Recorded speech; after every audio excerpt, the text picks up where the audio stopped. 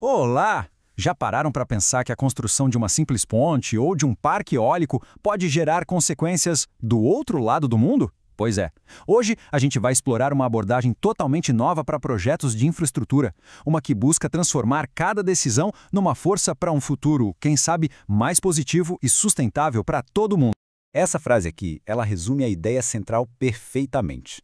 Cada pequena escolha feita localmente, por menor que pareça, pode criar um verdadeiro efeito dominó em escala global. O grande desafio, claro, é garantir que essa reação em cadeia seja positiva, né? Que construa em vez de destruir. E é exatamente aí que o tal efeito dominó da infraestrutura pode virar um problemão. Muitas vezes, os projetos acabam gerando consequências negativas que ninguém tinha previsto. O que a gente precisa, então, é de um sistema. Um sistema que nos ajude a antecipar e a gerenciar essas ondas de impacto de um jeito eficaz. Porque, vamos combinar, infraestrutura não é só concreto e aço. É muito mais que isso. É como se fosse uma teia, sabe? Uma teia super conectada que afeta todos os aspectos da nossa sociedade. Cada fio que a gente puxa acaba mexendo na rede inteira. Tá, beleza. Mas e aí? Como é que a gente navega no meio dessa complexidade toda? A resposta pode estar numa nova abordagem chamada MESC. É uma sigla para Mediação Ambiental, Social e Governança. E ela foi pensada justamente para lidar com essa teia de interconexões. Vamos lá, vamos entender melhor o que é esse tal de MSG. Muita gente já está familiarizada com o ESG, né? Aquela sigla que avalia os critérios ambientais, sociais e de governança de um projeto. O MSG pega essa base e adiciona uma peça-chave, uma peça que faltava para conectar todos esses pontos.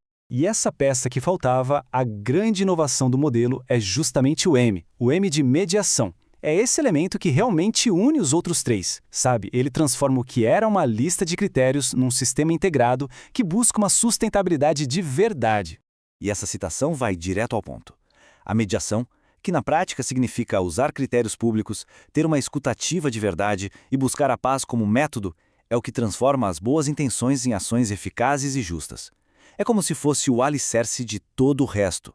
Agora, o que é realmente interessante é como a gente pode tornar isso prático. A primeira ferramenta do MST que vamos explorar é o mapa da reação em cadeia. É com ele que a gente consegue visualizar esses efeitos dominó acontecendo. Vamos construir esse mapa juntos. Tudo, absolutamente tudo, começa aqui, no primeiro ponto, as pessoas. Afinal, qualquer projeto de infraestrutura existe para servir, ou, no mínimo, impactar diretamente a vida das pessoas. É o ponto de partida. E o que acontece quando a gente impacta as pessoas? Consequentemente, a gente altera os processos. A forma como o trabalho é feito, como os serviços são entregues, como as rotinas do dia a dia funcionam, tudo muda a partir daí. Processos alterados, por sua vez, exigem e impactam a tecnologia e os dados. Pense em novos sistemas, automação, na segurança da informação e em toda a forma como a gente gerencia tudo isso. Um elo leva ao outro. E as escolhas de tecnologia têm uma conexão direta, super direta, com o próximo nó, os recursos naturais. O consumo de energia, o tipo de material usado, a pegada de carbono, tudo isso são consequências diretas das decisões de tecnologia. A maneira como a gente usa esses recursos naturais vai definir toda a logística e a operação do projeto. É aqui que se determina se a infraestrutura vai funcionar de forma eficiente e sustentável ou se vai acabar gerando desperdício e um monte de problema. E, finalmente, tudo isso, toda essa cadeia, culmina no último nó, a confiança e a governança. Uma operação bem-sucedida, transparente, constrói confiança pública. E esse, com certeza, é o ativo mais valioso de qualquer projeto. Certo, o mapa nos mostra as possíveis consequências. Mas, como decidir qual caminho seguir? Na hora H? Para isso, o MESC nos oferece uma segunda ferramenta, o semáforo da decisão, que funciona como uma espécie de bússola moral e prática. Primeiro, a luz vermelha. Ela significa uma coisa só: pare. Simples assim.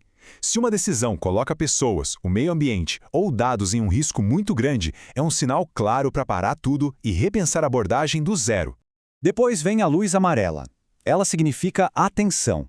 Não é um não definitivo, mas é um chamado à cautela.